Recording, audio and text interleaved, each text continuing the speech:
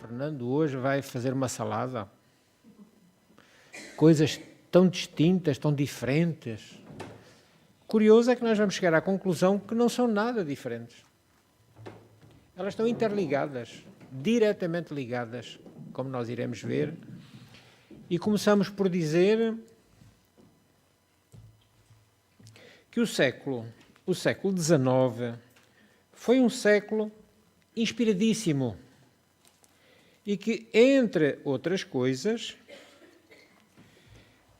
é neste século que nós vimos surgir o evolucionismo de Darwin, Charles Darwin, o positivismo de Auguste Comte, um pensamento mais racionalista, um pensamento mais materialista, o próprio comunismo, a psicanálise de Freud. Olhem o século XIX, tão rico. E outras correntes de pensamento. São referências, todas estas coisas são referências para uma parcela expressiva da humanidade que somos todos nós. Uma parcela muito expressiva. Foi também neste século, na data de 1857, que pela mão do nosso querido Allan Kardec se codificou o Espiritismo. Ora, Allan Kardec é o fundador do Espiritismo. Como? Sim ou não? Não. Porquê?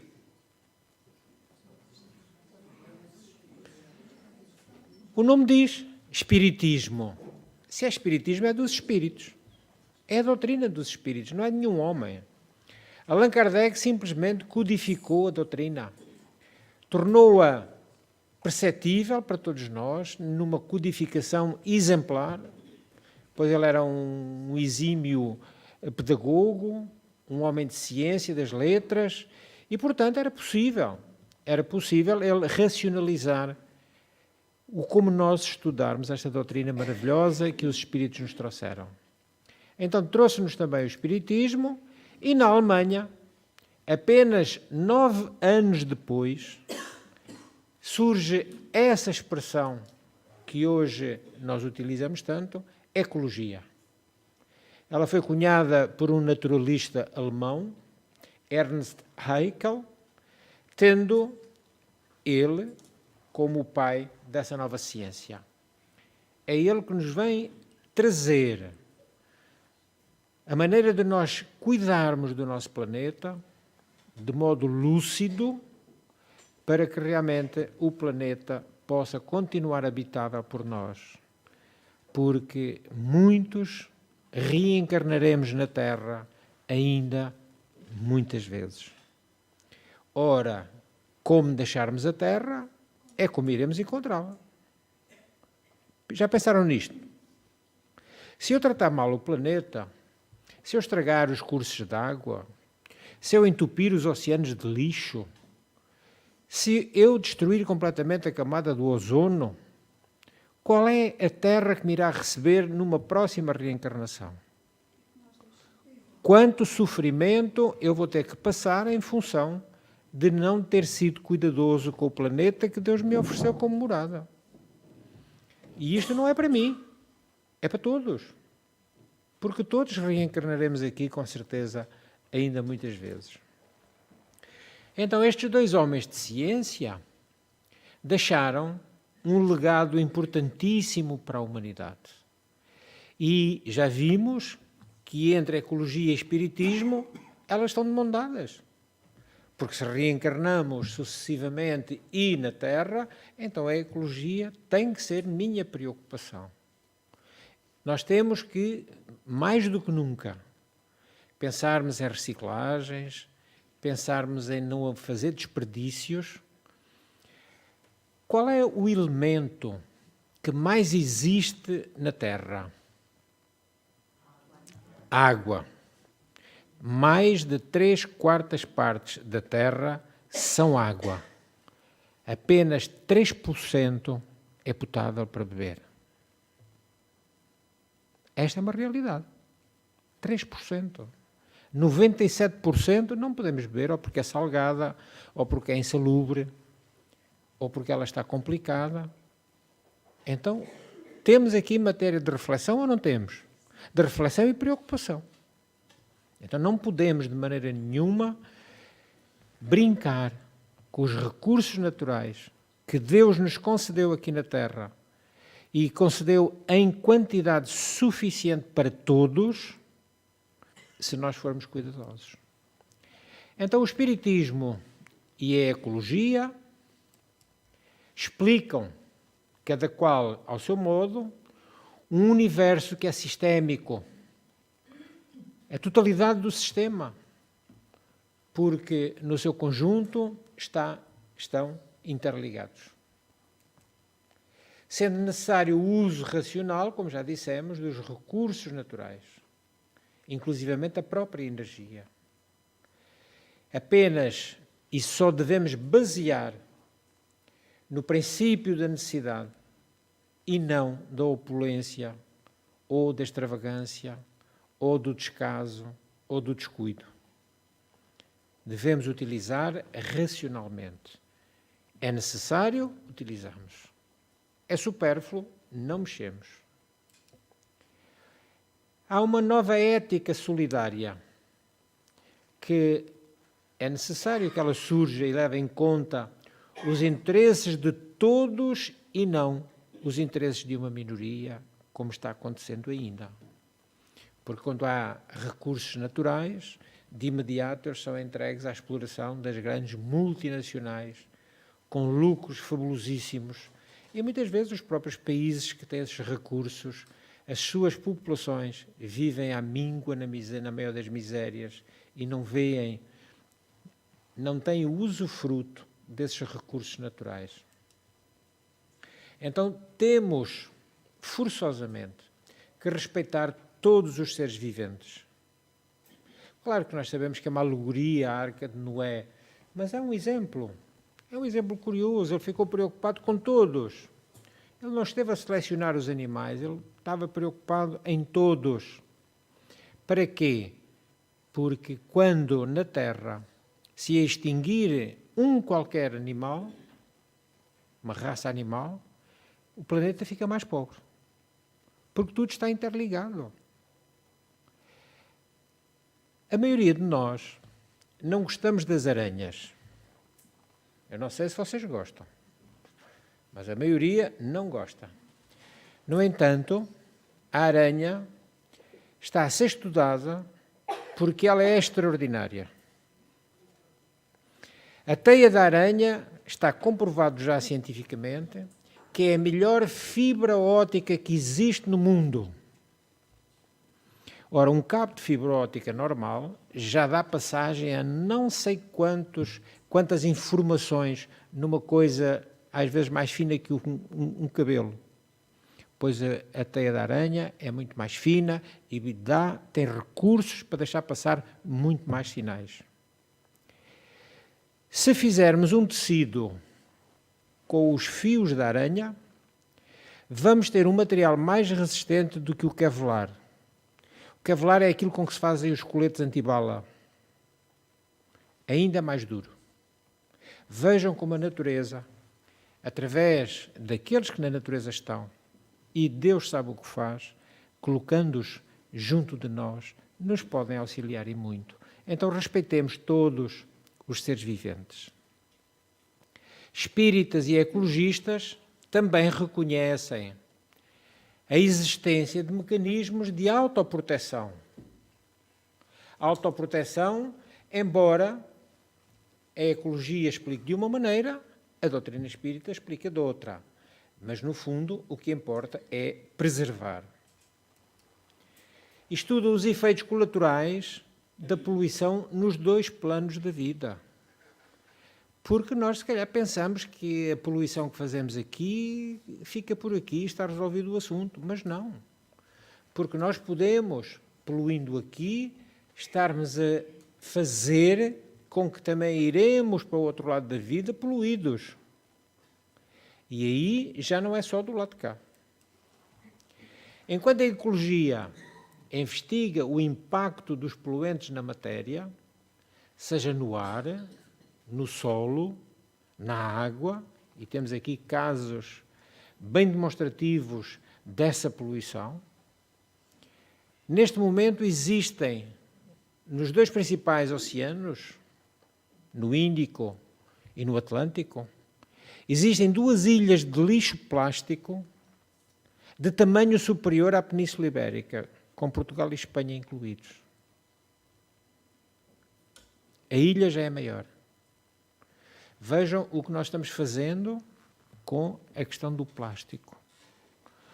E quando vemos que depois é lançada uma taxa sobre os sacos plásticos de 10 cêntimos, nós ficamos muito zangados. É para ver se a gente deixa de utilizar plástico. Porque realmente o que está surgindo é de grande preocupação, porque o plástico não é biodegradável, dura muitos anos. Ele pode andar sobre as ondas anos e anos e anos. Então, o espiritismo, por seu lado, desdobra-se não só na investigação do que é que a poluição faz nos elementos, mas também na investigação dos impactos de outros géneros de poluentes no campo sutil, no nosso campo perispiritual, no próprio plano astral, porque a nossa psicosfera terrestre já está no plano astral, já não é só sobre a Terra, ela já está mergulhada no universo. E aquilo que nós fazemos nesta psicosfera, pela nossa maneira de ser, de estar, de pensar, de dizer, ela tem grande influência nesta psicosfera. Se não fosse, com certeza, a espiritualidade superior preocupada conosco, se calhar nós, as criaturas, já não tínhamos como sobreviver debaixo desta psicosfera pesadíssima, de tanta coisa mal feita que nós fazemos. E tanta coisa mal feita, mal pensada, que nós levamos adiante. Então, podemos ver que esta questão da psicosfera, ela está interligada com as nossas formas de pensamento. Porque se não fosse a doutrina dos espíritos, nós pensávamos que pensar que não fazia mal nenhum. Foi preciso a espiritualidade vir dizer-nos de que o nosso pensamento é criação. É uma obra. É um filho nosso que nós colocamos no mundo. Se filho bom, é bom para o mundo. Se filho mau, mau é para o mundo. Então estas nossas formas de pensamento, de ódios, de raivas, de invejas, de egoísmos, de orgulhos, todas estas formas de pensamento, elas vão ficar na nossa psicosfera. Também os miasmas que nós criamos, que às vezes é possível até fotografar essas energias miasmáticas que são geradas por nós. Porque nós até aqui pensávamos que pensamento não é coisa nenhuma. Não, pensamento tem forma, pensamento é coisa. Olhem o que os espíritos nos vieram a ensinar para nós nos preocuparmos com o nosso pensamento. Se calhar não foi em vão que Jesus, ao seu tempo, deixou dito que nós podemos pecar por pensamentos, palavras, atos e omissões. Olhe como Jesus já sabia que nós pecávamos por pensar. Porque é isso mesmo, quando nós estamos pensando mal, nós estamos fazendo um pecado. E não é um pecado somente contra os outros, é um pecado contra nós, porque o nosso mau pensamento vai e volta. Muitas vezes com mais intensidade do que aquela que saiu de nós, porque entretanto se juntaram outros de igual índole, em afinidade, e quando regressa, vem mais forte, prejudicando-nos. Então é urgente que o nosso movimento espírita absorva e contextualize, à luz da doutrina, os sucessivos relatórios científicos que estão sendo publicados intensamente, chamando a atenção às populações do mundo. Não é aqui, ali ou acolá, é no mundo todo, porque todo o mundo terá que se preocupar com esta matéria. denunciam a destruição sem precedentes dos recursos naturais não renováveis. Vocês sabem qual é o país do mundo com maiores reservas arbóreas? O Canadá. O Canadá, no minuto em que é cortada uma árvore, no mesmo minuto é preparado o terreno para replantar outra árvore. Então os recursos são extraídos com a preocupação de renovação, o que não acontece em quase lado nenhum. O Japão é completamente proibido de cortar um arbusto, uma árvore muito menos. Toda a madeira que é necessária no Japão é madeira importada, porque eles não tocam na madeira deles, porque é a única forma de evitarem as chuvas ácidas da indústria nipónica, que é uma indústria extraordinária, uma das maiores do mundo. Então eles têm já essa noção. E nós por aqui não temos. Como nós vemos, ardeu-nos o ano passado uma quantidade de hectares de pinhal e eucaliptal que nunca tal coisa aconteceu em Portugal. Concelhos que arderam 80% e mais. Então, estas coisas são o maior desastre ecológico originado pela ocupação humana na história do planeta, que, por exemplo, muitas vezes são desmatados locais para fazerem culturas mais rentáveis e culturas que são muito difíceis nos solos onde são colocados, como é o caso da soja. A soja é muito exigente. Fazendo-se uma apanha de soja, no ano seguinte não se pode semear soja no mesmo terreno, porque ele vai tirar tudo o que são os nutrientes desse terreno. Também para implantação de habitação, de indústrias, se destroem as florestas. Então os atuais meios de produção, que já o nosso querido Charlie Chaplin já parodiava nos filmes mudos, para mostrar o que é esta questão da superprodução, que transforma os homens em máquinas, não tendo essa superprodução, os donos dessas superproduções não têm coração. Nós precisamos então de pensar que estes consumos exagerados precipitaram a humanidade na direção de um impasse civilizacional. Hoje tudo gira à volta das marcas. E até os nossos jovens, às vezes bem novinhos, já querem umas sapatilhas Nike, já querem esta roupa desta marca, daquela e da outra. Numa preocupação de que só as marcas importam. Como se roupa não seja tudo roupa. E com certeza, por este andar, Deus vai nos fazer a vontade e quando viermos, nós até já vimos carimbados e tudo, com código de barras e se calhar até prazo de validade, se continuarmos assim. O que é que importa para esta gente? A maximização dos lucros, e isso tem justificado o que nós vemos aqui. Onde quer que se possa tirar alguns proventos, esmifra-se, esmaga-se o mais que se puder.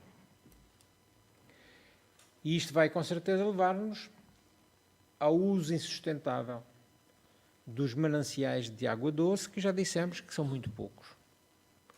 Porque nas margens dos rios é onde foram erigidas as principais cidades, as criaturas têm necessidades fisiológicas e não houve a preocupação de tratamentos de águas, tudo desagua nos rios, e vemos realmente que cada vez essa água tem menos qualidade.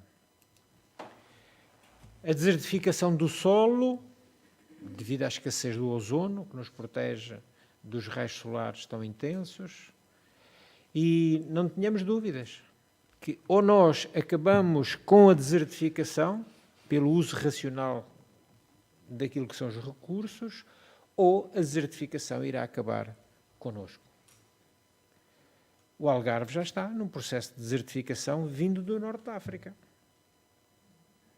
Muitos dos poços de água doce no Algarve já está salobra. Já começa a sair com sal. Então isto deve-nos concitar o pensamento a fazermos o que for possível de nossa parte para evitar estas coisas. E é claro que o que estamos todos fartos de ouvir é a exaustão, o aquecimento global. As reservas dos polos estão completamente, todos os dias elas diminuem. Todos os dias temos menos calotes polares. Elas cada vez estão mais pequenas. Já há dificuldade até em algumas zonas para os próprios ursos polares sobreviverem, porque já não têm onde caçar.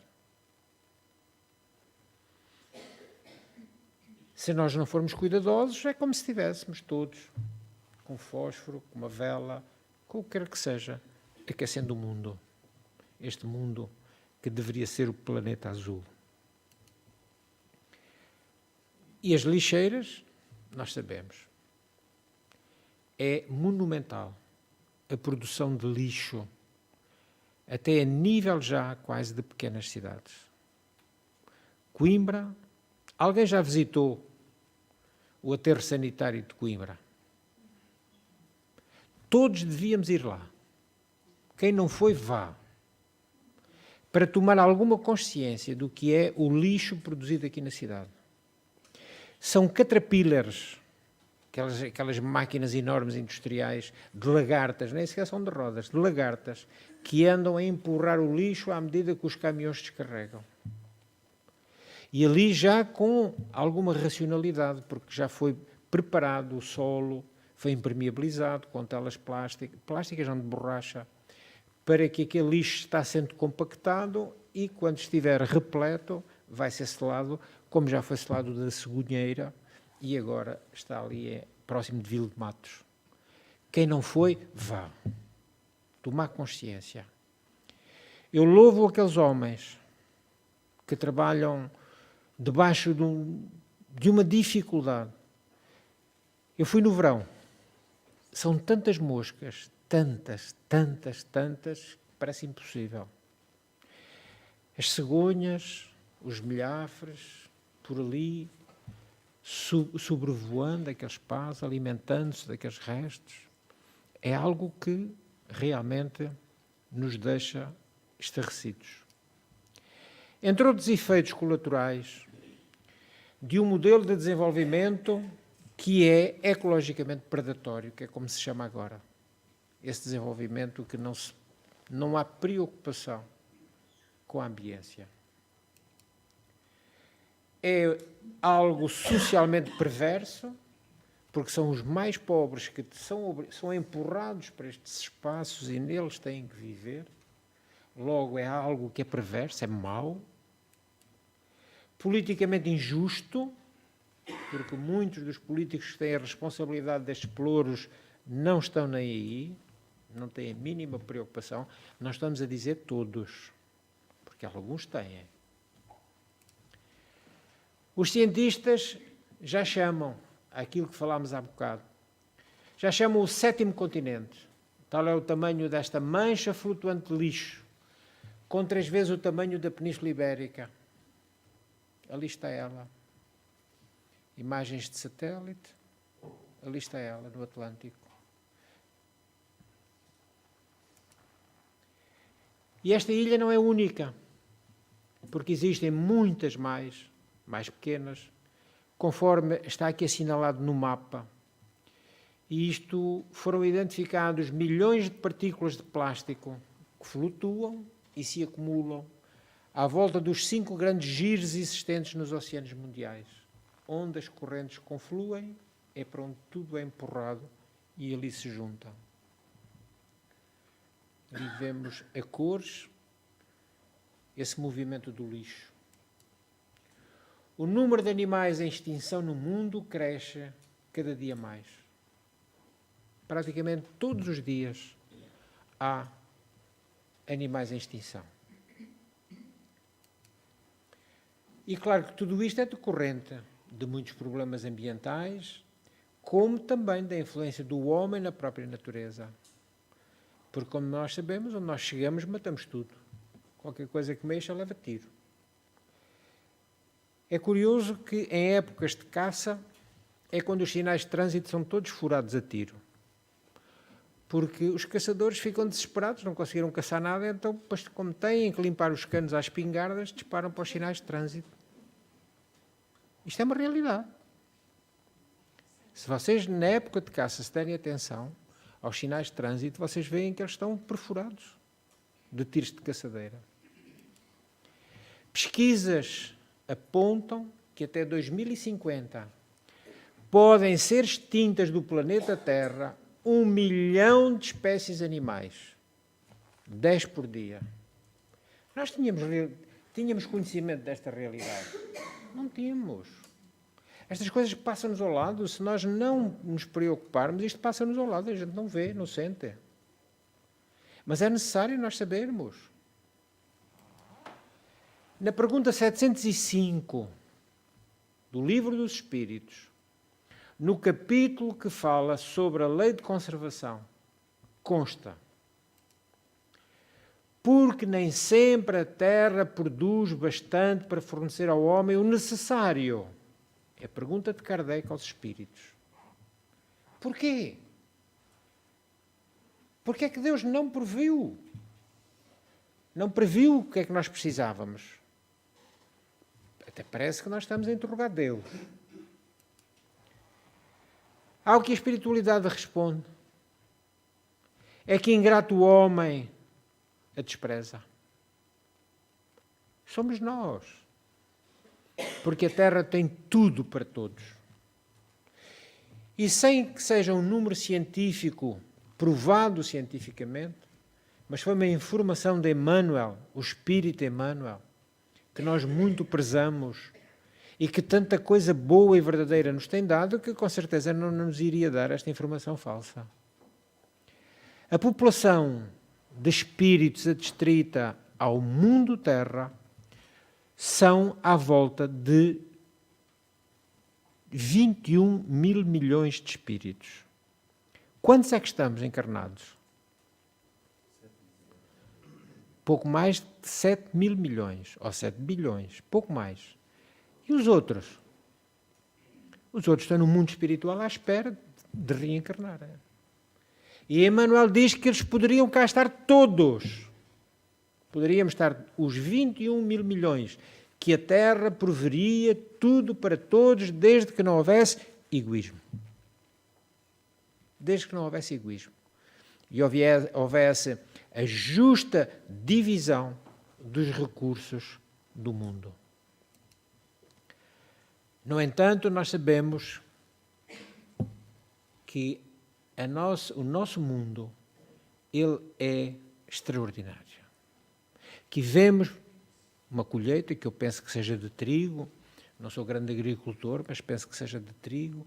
Ora, vocês vejam a quantidade de ceifeiras que ali estão trabalhando numa safra e numa colheita que é magnânima, que é a terra que nos dá, se nós não formos descuidados.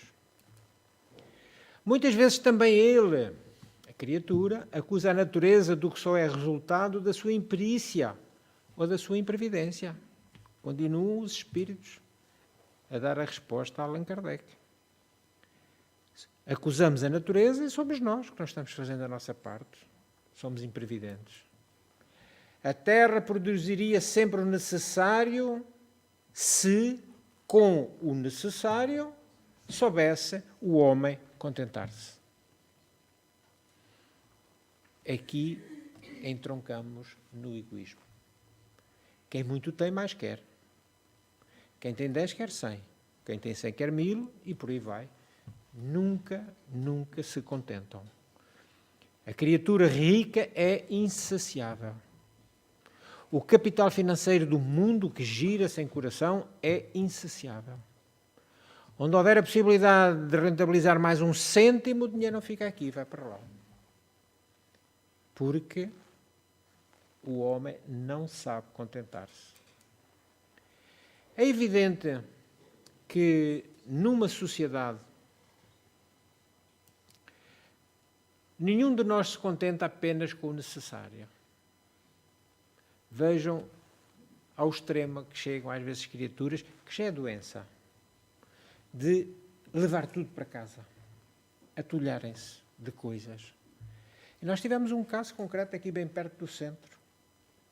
Em frente à nossa casa, uma idosa, todos os dias à noite, assim que o sol se punha, mais ou menos escurecia, e ela saía, catando tudo para levar para casa. Quando foi retirada, porque já não tinha como sobreviver naquele espaço, ela e um filho alcoólico, que a tratava muito mal, foram as caminhonetes da Câmara. E vocês não fazem ideia quantas caminhonetes se encheram de lixo numa casa pequena. Porque tudo ela, coitada, acartava. Agora está no lar, o filho também, já nem parece o mesmo, está cuidado. Graças a Deus que ainda temos os serviços sociais funcionando para alguns destes casos. Outros continuam a não querer ajuda, ou não são obrigados a recorrer à ajuda, e vivem deste modo que em pequeninos corredores para passar em casa, porque quase não têm espaço para passar. Claro que grande parte da culpa disto, claro que a culpa será sempre nossa, mas há quem nos ajude a ser culpados. A publicidade. A publicidade encarrega-se de despertar apetites vorazes no consumo, inclusivamente, do não necessário. A publicidade. Daquilo que é supérfluo, descartável, essencial. Se ele não tem dentes, para que é que ele quer saber do Colgate?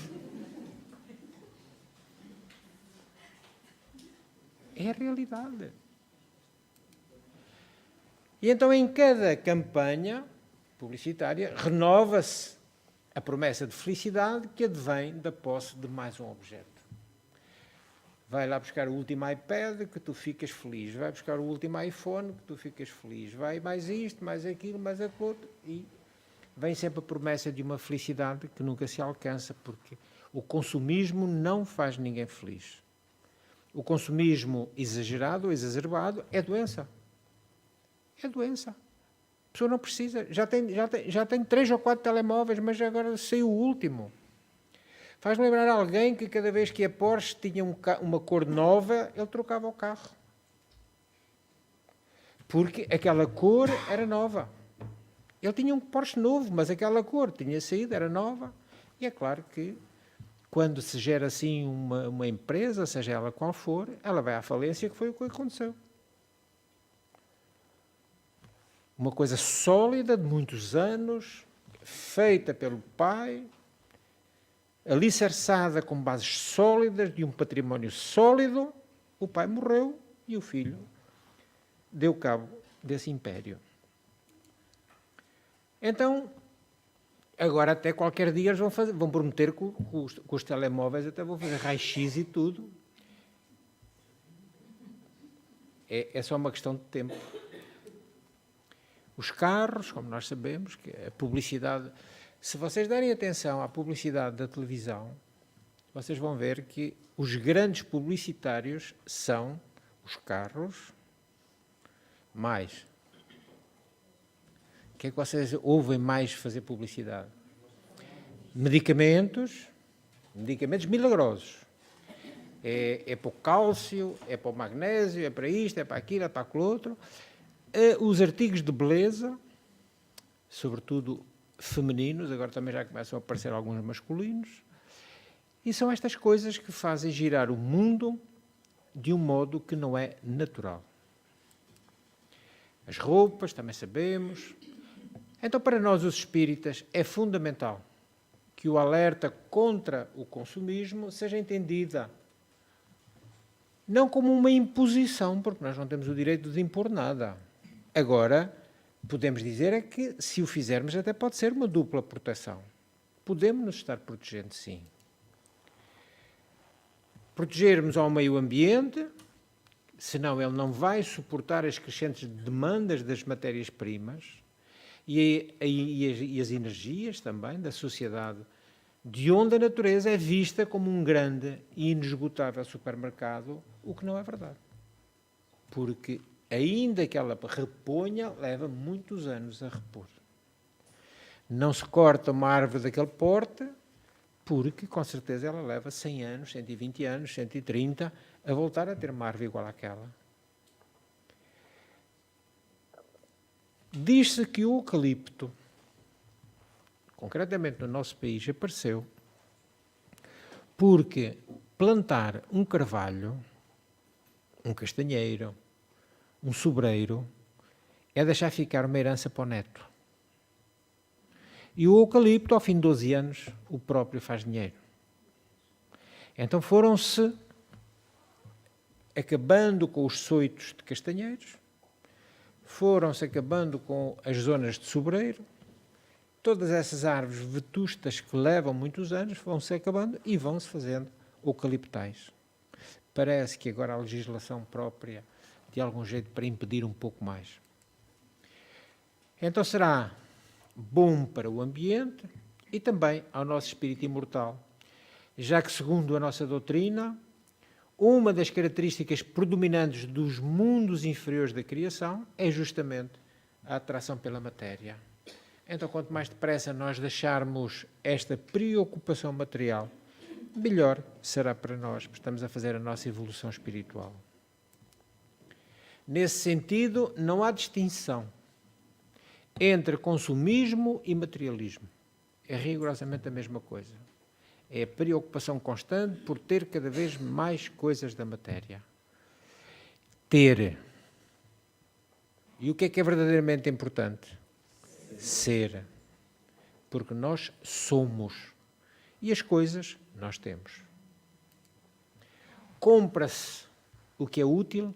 Eu ouvi esta frase e nunca mais esqueci. Foi num programa de rádio. A frase não é minha. Compra-se o que é útil, depois o que é fútil e, por fim, até se compra o que é inútil. Ora, vejam aquela chávena, vejam a ponte, nem sequer tem lá água para passar por cima. Então cria-se também esta ideia do inútil. Aquela que está lá, não é, bem, cada um vai lhe chamar o que quiser. Tudo isto pela nossa invigilância. E vamos pagar caro. Aliás, vamos não, estamos pagando caro. Queremos um projeto evolutivo. Interroguemo-nos qual é o que nós queremos fazer. Que projeto evolutivo eu quero fazer para mim? Não vale a pena nós estarmos a pensar que projeto evolutivo quer fazer o nosso país, o nosso continente, o nosso mundo. Não. Temos que nos preocupar conosco, a nós. Qual é o projeto que eu quero para mim? E esta questão é tão crucial para o Espiritismo que na pergunta 799, novamente Kardec questiona os espíritos. Vocês depois confiram estas perguntas para terem a certeza que não vos estou a enganar. De que maneira pode o Espiritismo contribuir para o progresso? Que é a lei de Deus, o progresso. E a resposta é esclarecedora. Destruindo o materialismo, que é uma das chagas da sociedade. Resposta curta, mas extraordinariamente verdadeira. Destruindo o materialismo. Se não desistirmos desta questão de ter muito, nós não iremos para lado nenhum. Uma das mais prestigiadas organizações não governamentais, que é a World Watch Institute, com sede em Washington, nos Estados Unidos, divulga anualmente o relatório O Estado do Mundo. Todos os anos eles publicam uma grande compilação de dados e estudos científicos que revelam os estragos causados pelo atual modelo de desenvolvimento Olhem a terra toda completamente crestada pela seca. E já no ano de 2004, já lá vão muitos, portanto agora está tudo pior, eles afirmavam que o consumismo desenfreado é a maior ameaça à humanidade. Não são as guerras, não são as doenças, é o consumismo desenfreado. E nós pensávamos que eram as guerras, nós pensávamos que eram as pestes, as doenças. Estes pesquisadores denunciam que altos níveis de obesidade, ele nem precisa de boia, flutua.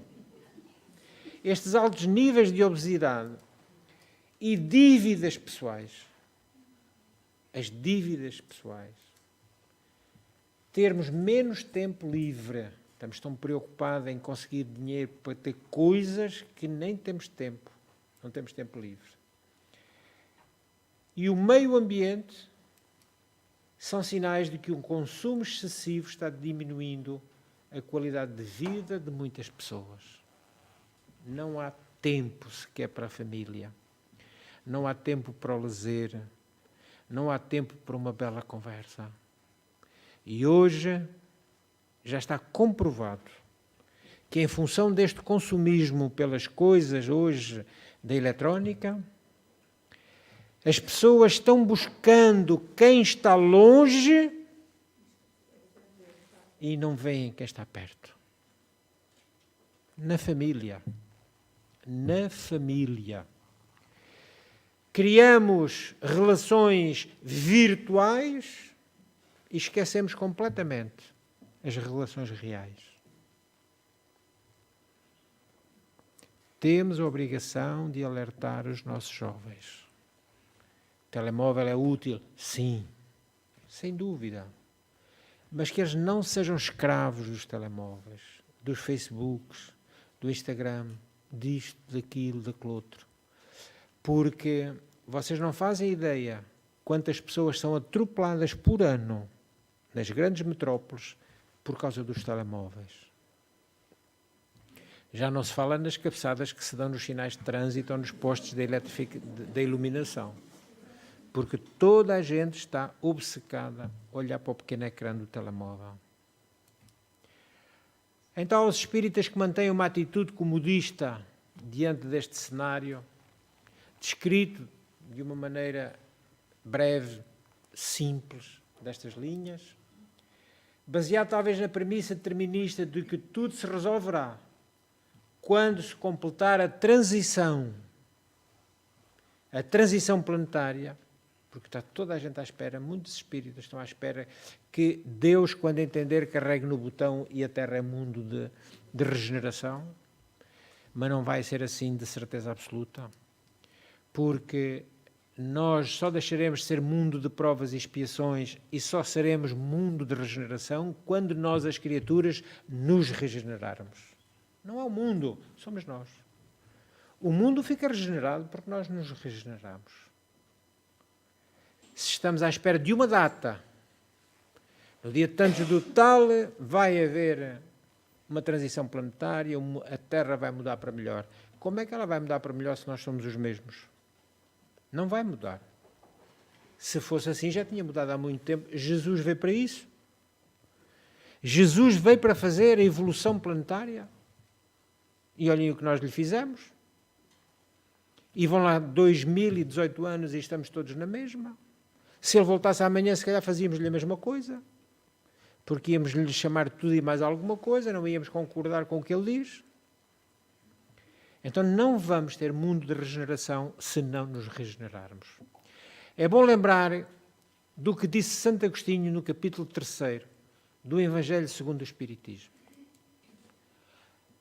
Quando ele descreve o mundo de regeneração, diz que mesmo livre das paixões desordenadas, o mundo de regeneração já não tem paixões desordenadas, num clima de calma e repouso, a humanidade ainda terá as vicissitudes de que não estão isentos senão os seres completamente desmaterializados. Então o mundo de regeneração não vai ser o paraíso do Adão e da Eva. Não vai ser. Porque continuaremos ainda com as vicissitudes próprias daqueles que ainda não atingimos a perfeição. Vamos continuar a ter algumas dificuldades, não tão grandes como agora, claro. Temos ainda lá nos mundos de regeneração provas a serem suportadas.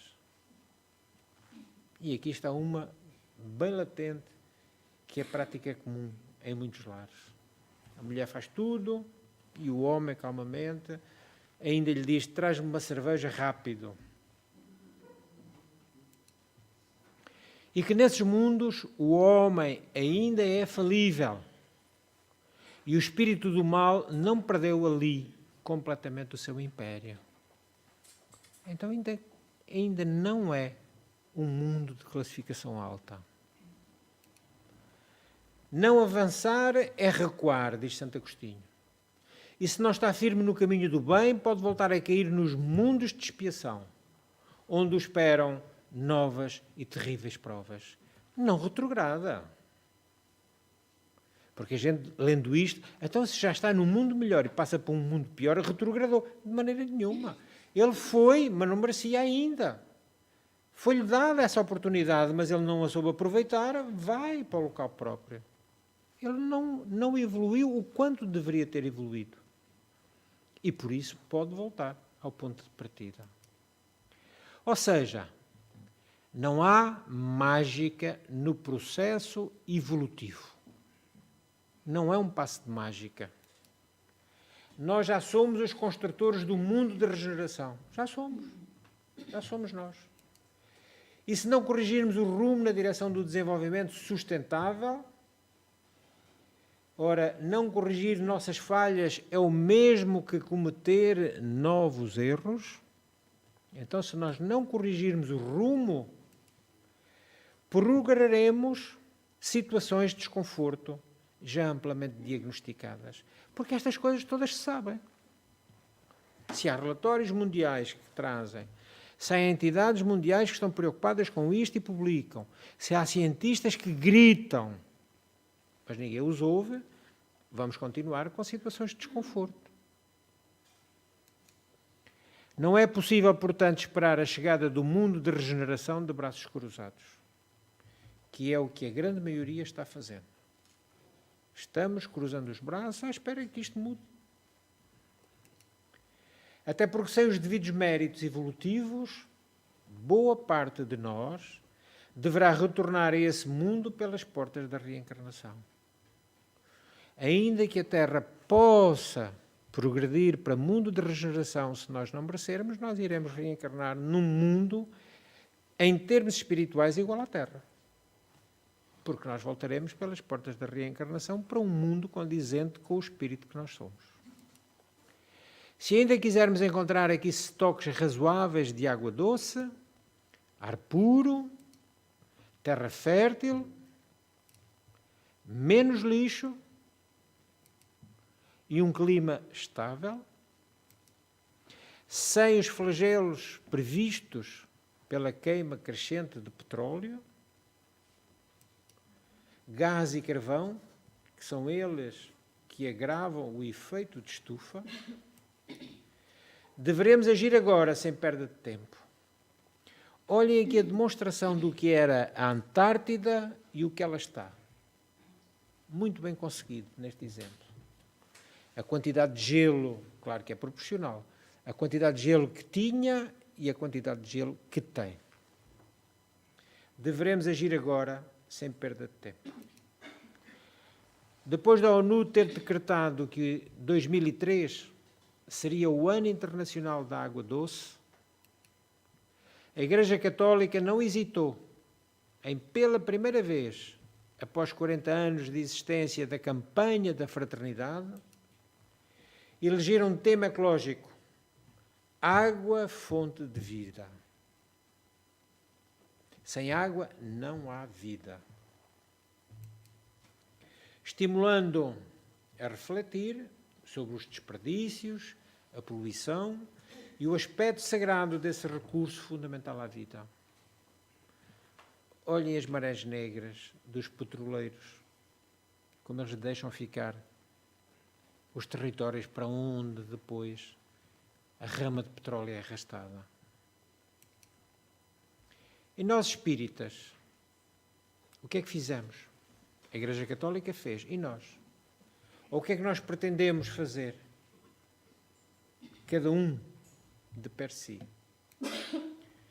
O grande Mahatma Gandhi afirmou certa vez que toda a bela mensagem do cristianismo poderia ser resumida no Sermão da Montanha. Gandhi disse que se retirassem aos cristãos tudo o que está no Evangelho e se ficasse somente o Sermão da Montanha, os cristãos tinham tudo quanto era necessário para serem religiosos e para serem felizes.